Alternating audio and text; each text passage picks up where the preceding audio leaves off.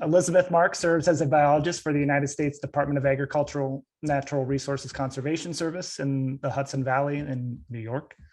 A certified holistic management educator since 2013, she works with landowners to improve soil health and biological diversity on their farm or forest. In 2020, she worked on a one-year special project with the USDA Northeast Climate Hub, developing a training on climate change and how farmers can adapt.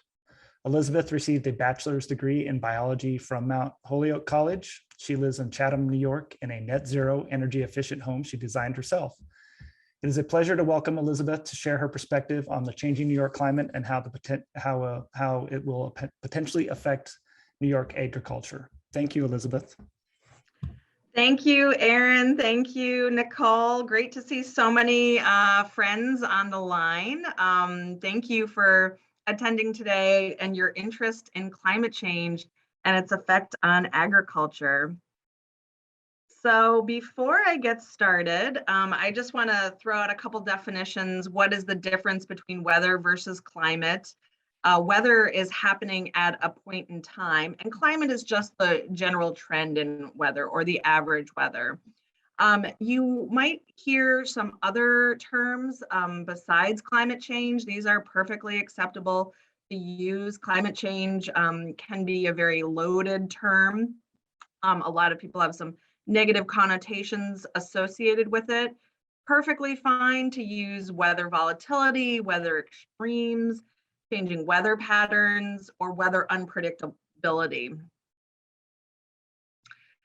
So you've probably heard a lot of this term climate smart agriculture and forestry. Well, what do we mean by that?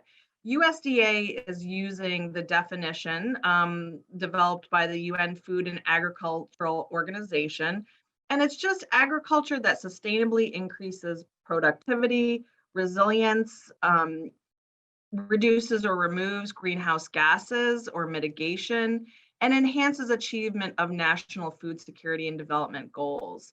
Other people might use the terms climate smart farming, especially in the Northeast.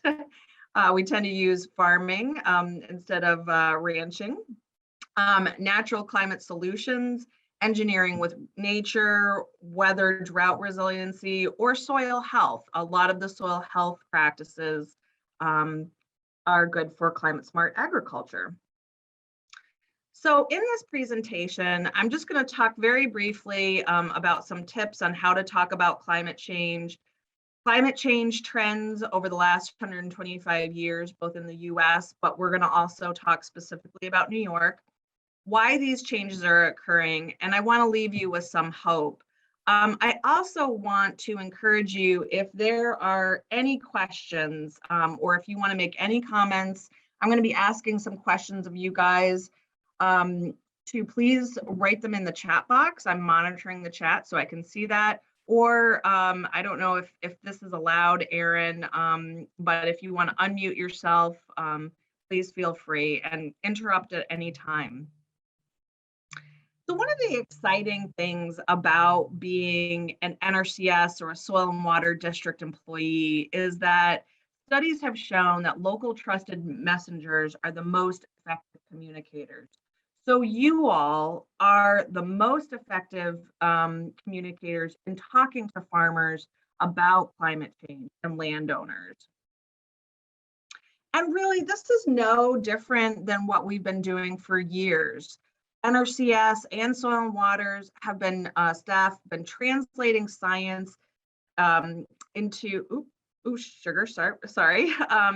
into information and actions that agricultural producers can use to be resilient to weather since its inception in 1935. So this is no different than Hugh Hammond Bennett talking to producers about how to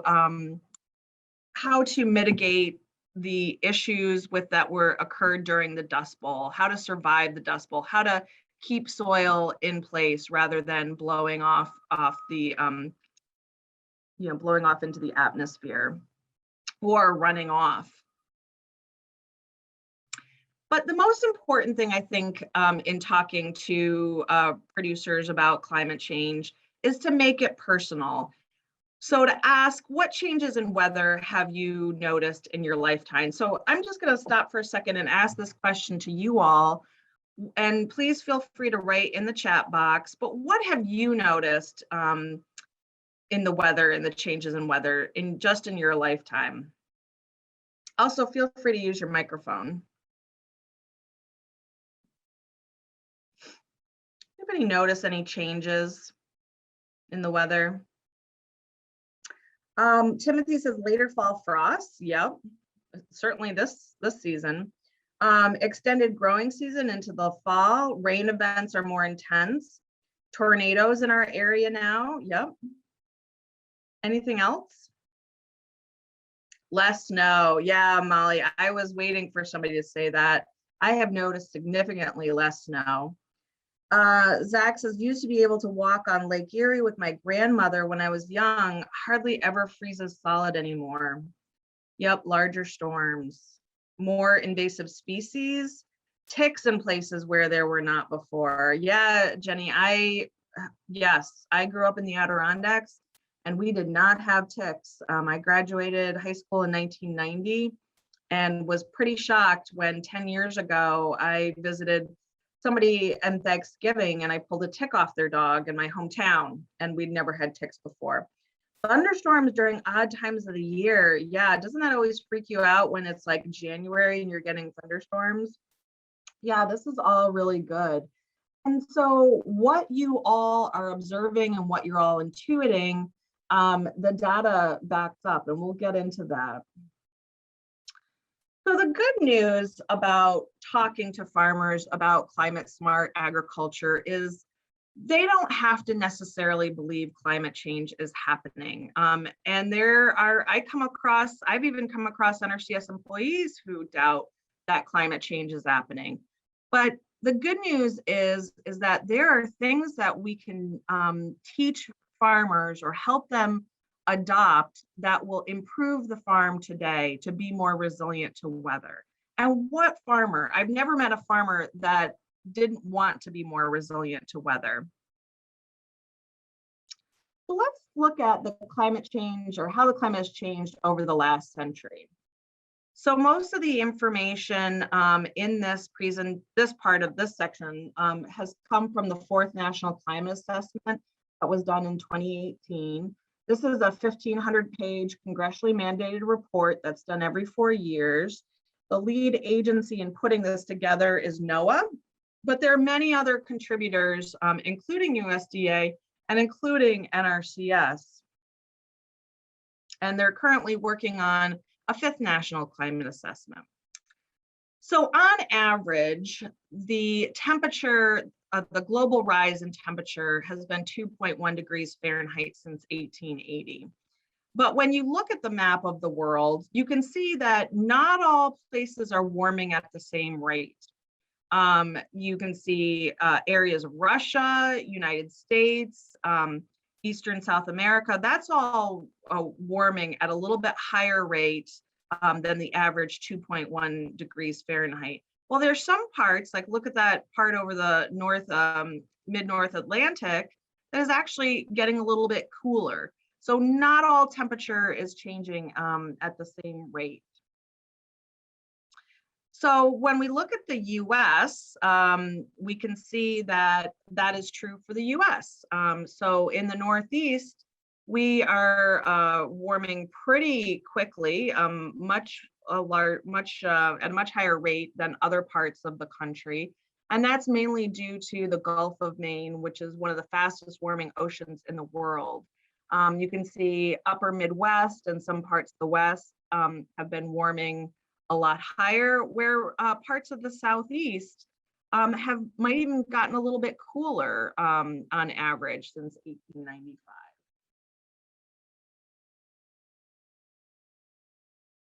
So not only are not all parts of the world warming at the same rate, but different seasons are seeing different warming trends. And in the Northeast, our warming, the greatest warming that's happening has been in the winter. So this shows the warming rate just since 1970 And you can see, as somebody had commented, we have less snow, Lake Erie's not freezing as much.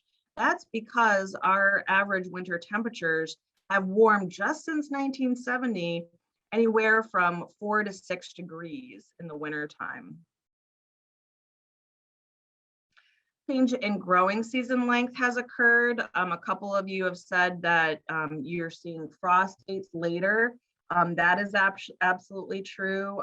We have about a 2 to 3 week length in growing season since 1895.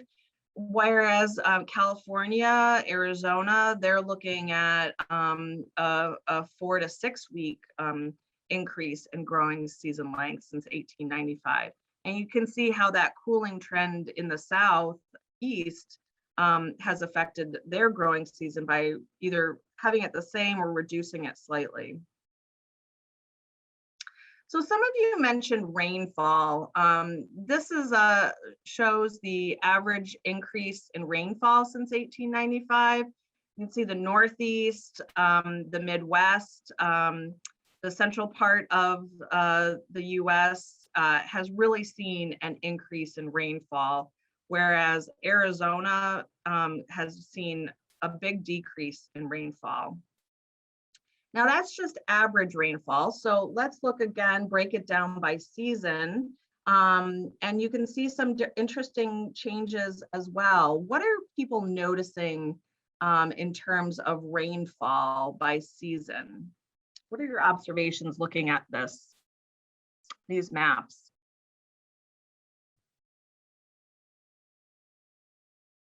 What jumps out at you, especially for New York?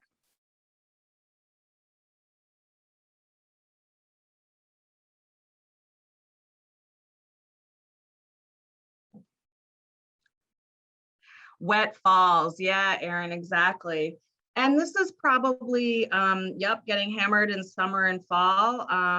So think about how that's going to affect fall crops. And this is mainly due to an increase in hurricanes. So we have average rainfall, which is increasing, but another thing that's increasing is the increase in very high precipitation. So this is defined as more than 2 inches of rainfall in a 24-hour period. And you can see the Northeast is seeing a big increase in that. All right, let's look at New York. So the information from this next section comes from the NOAA state climate summaries. And if you scroll up in the chat, you'll see I put in a link to New York's climate summary. These are excellent 4-page fact sheets that summarize the changes that are occurring in each state. I'm going to summarize some of the changes that have occurred. These state summaries also go into predictions, which I'm not getting into today, but you can read those.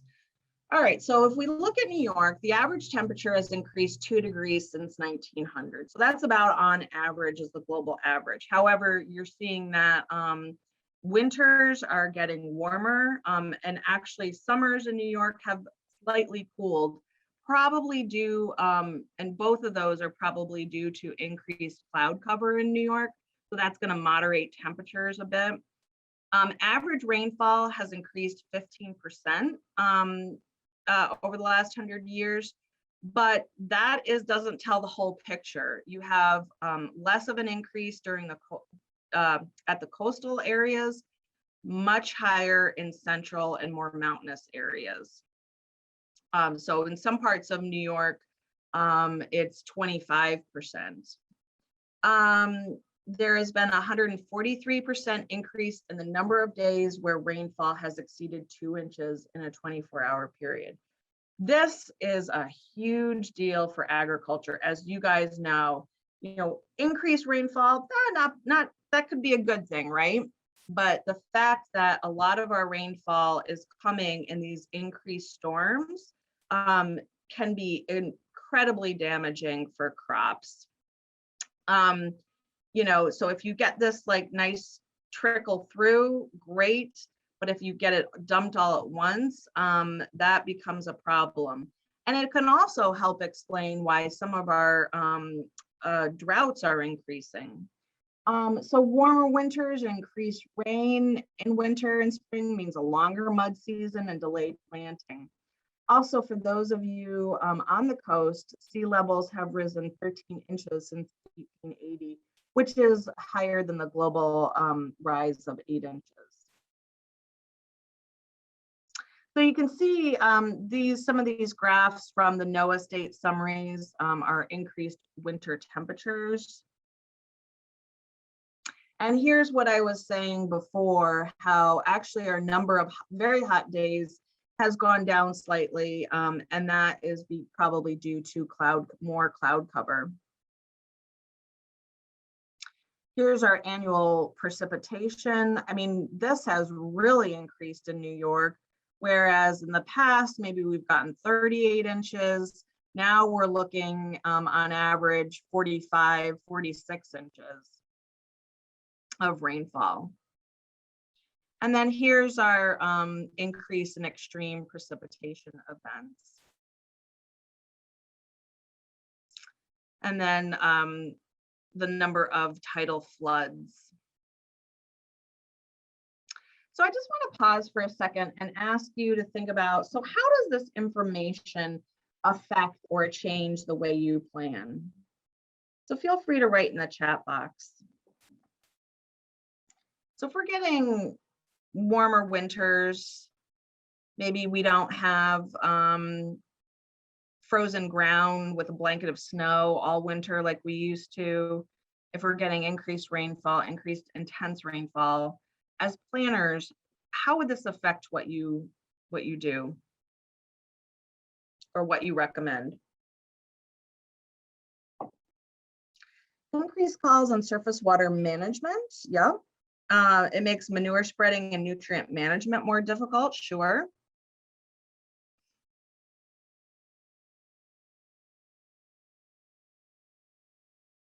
What else? What about your recommendations? Yep, concerns about flooding have increased. Crop selection and tillage seeding method option choices. What might you recommend given this information? Yeah, increase the size of manure storage capacity. Greater support for cover crops. Yeah, Paul.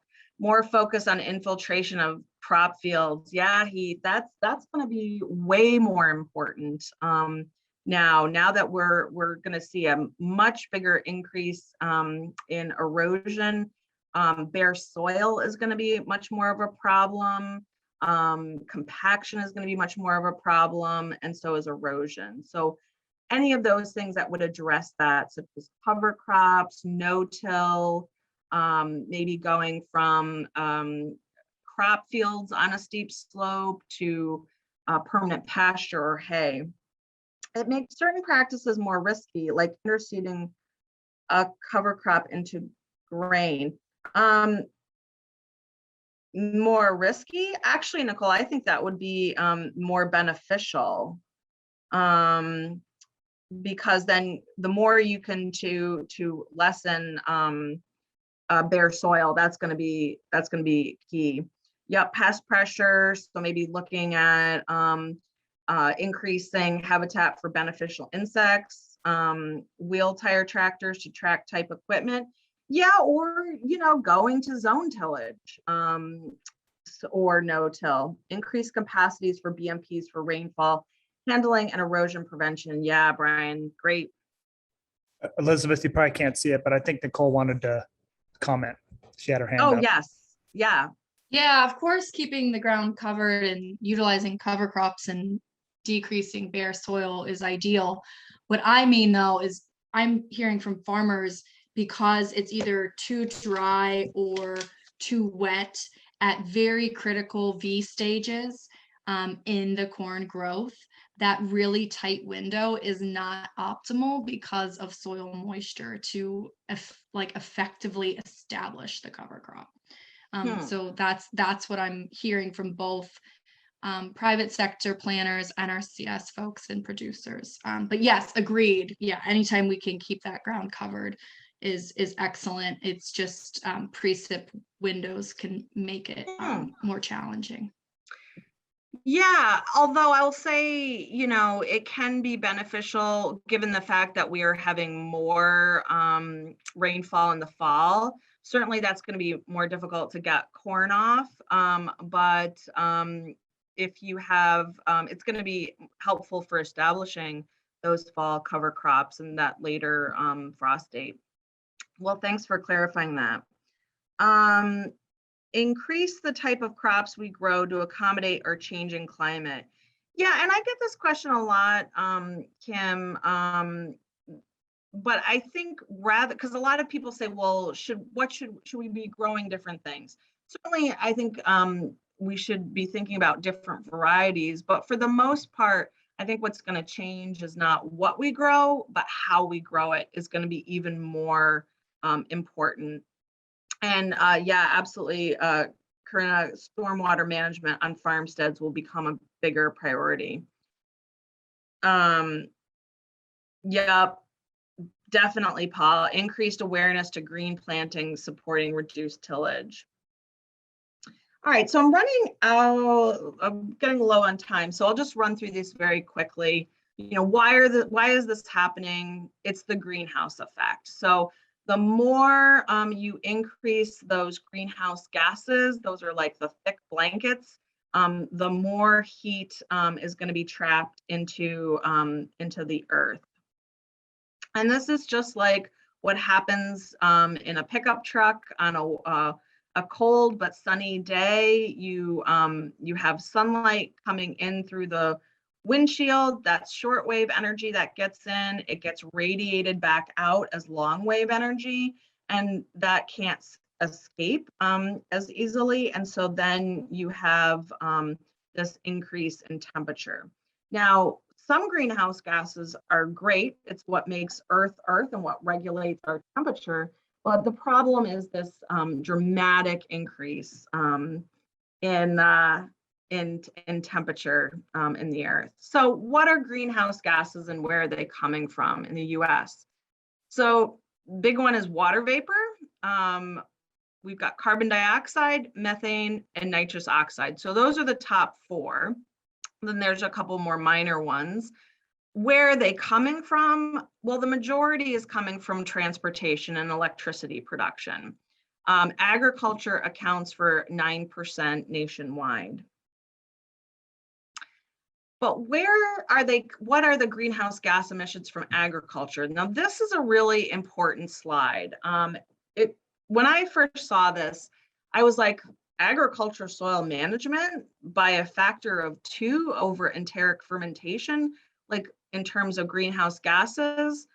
What is agricultural soil management? So I went to this report and looked it up, and it's actually fertilizer. Nitrous oxide emissions from fertilizer account nationwide for more than double for the next greatest emitter, which is enteric fermentation. So I've always heard like, oh, it's methane emissions from cows, it's methane from manure management. But actually in the US, this nitrous oxide, which is a more potent greenhouse gas than carbon dioxide, accounts for most of our greenhouse gas emissions. So how would you mitigate that for reducing nitrous oxide, reducing fertilizer? So feel free to write in the chat box. What's a way you can mitigate that those emissions or reduce those emissions? Precision nitrogen management. Yep. Nitrogen inhibitors. Yep. So it's basically going back to the 4 R's. I think we'll probably end up seeing more slow release fertilizers becoming more popular, but it's really back to the 4 R's, back to that emphasis that has been on reducing nitrogen for water quality, all those same things hold true for greenhouse gas emissions. All right, let's look at concentrations of greenhouse gases over the last 2,000 years. So carbon dioxide, methane, nitrous oxide, they've been pretty stable for the last 2,000 years. Some slight rises and reductions, ups and downs. But when you get to the end of the 1800s, that pink line represents 1880, you can see that these levels just shoot straight up. So what's happening at the end of the 1800s? Well, we've got the beginning of the second industrial revolution. Electricity is now being used. It was invented. We've got the automobile. We've got introduction of chemical fertilizers. So we've started to now take a lot of carbon that's been stored in the earth and use it for energy and then emit it up into the atmosphere. So, and I don't know if you could put the, Aaron, if you could put the, that website for checking the carbon dioxide levels back into the chat. So it's a little bit further down, that would be awesome. So if we look at the carbon dioxide levels in the atmosphere, we can actually go back 800,000 years. Thanks for that. This comes from ice core data. And so if you go back 800,000 years, you see these levels increasing, decreasing. So we get these natural fluctuations. So when people say, well, climate change has always happened, that is true to a certain extent. However, it is not, the carbon dioxide levels in the atmosphere have never been over 300 parts per million until about 1950. So human beings have never existed over in an atmosphere where there was over 300 parts per million of carbon dioxide. We are now at, so as of July, we were at 417 parts per million. So I want to have everybody click on the website that is in the chat box and see what your carbon dioxide levels were in the year that you were born. So feel free to write that in the chat box. Okay, Jenny, you and I must be the same age because that's my level. And just take a second to really realize how much carbon dioxide levels have risen over the last 40, 50, 60 years. Okay, so why are many areas getting wetter? This is especially true for us. A lot of dry areas are getting drier. Our area is getting wetter. Well, more carbon, more greenhouse gases means a warmer atmosphere. Warmer temperatures increase evaporation.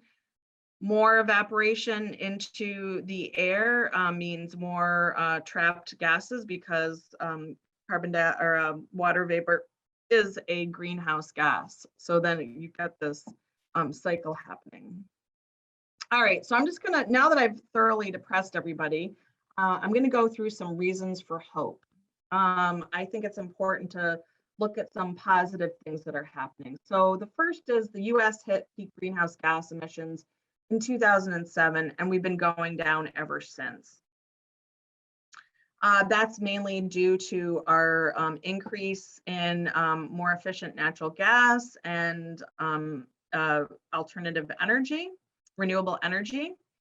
Also, USDA has a lot of resources, and we just heard from Blake about some real positive resources that are coming, including the climate hubs, Comet Farm and Comet Planner. If you've used that, please write that in the chat box. NRCS did a whole soil survey of carbon all across the United States about where carbon is being stored in the US. So lots of great resources. Our soil health campaign is having a positive influence on helping farmers adapt. So the other thing that makes me feel positive is this climate smart agriculture, that different farming practices can help farms be resilient to weather volatility. And this comes down to effective planning, improving natural resources. Now you can become resilient to different weather by increasing infrastructure such as high tunnels, irrigation, and drainage, but that can be expensive. By improving natural resources on the farm, you can have your soils be more resilient. So I also just wanted to mention a few things that USDA is doing. As Blake said, USDA is, climate change is a top priority. We will be probably adding more funding to existing programs. There's a new climate smart agriculture and forestry initiative. Some of you might have seen the request for public comment that closed November 1st. And I'm actually involved with USDA in helping to form a new climate smart ag and forestry initiative. So you'll be seeing more of that coming out in the next 3 months. USDA climate hubs, where I was on detail with last year, they're going to be playing a larger role. We've created an Office of Climate Change within NRCS. And Comet Farm and Comet Planner is being used for quantifying carbon sequestration. I think some things that we need to do that you will be hopefully seeing is increasing climate literacy among staff. And also providing site-specific data. So one of the things for those of you who use Conservation Desktop, we're working on getting some site-specific data so that when you click on a PLU, these changes for that specific site will come up, and also projections. So you can use that in your planning, and you can also share that with the farmer. We need to quantify the benefits of adaptation practices. And I think we also need to integrate long-term research. The USDA Ag Research Service has done incredible research, but we just need to integrate that in what we do. So I just want to end by saying thank you to you all. Thank you for attending this presentation, your work with farmers and helping them to adapt. We are seeing some serious changes that could really affect natural resources as well as food production. So I just want to say thank you for all the hard work that you're doing. And with that, I will take questions. Brian says, a little off subject, but curious about what types of practices you use in your net zero home. Yes, so thank you. I love talking about my net zero home. I did spray foam. I did solar, both solar electric, solar hot water, and passive solar. I have LED lights, Energy Star windows, and appliances. And then for my basement, I used insulated concrete forms. Fox Blocks is the brand name. And I would say, oh, and I have an air source heat pump, which runs off electric and extracts heat from the air, which is incredibly efficient. And I think the biggest gains, the air source heat pump, the solar hot water, obviously the solar panels, and spray foam and insulated concrete forms. I think those were the biggest bang for the buck. In fact, the insulated concrete forms for the basement and my air source heat pump were actually cheaper than had I gone a traditional poured basement or like an oil burner. Yeah, feel free to contact me offline if you want to know more about that. Also, I want to mention, if anybody wants this presentation, I am happy to share it. I have a whole second section that goes into climate smart ag practices that I'm also happy to share with anyone, and can be seen on YouTube and is coming to AgLearn soon.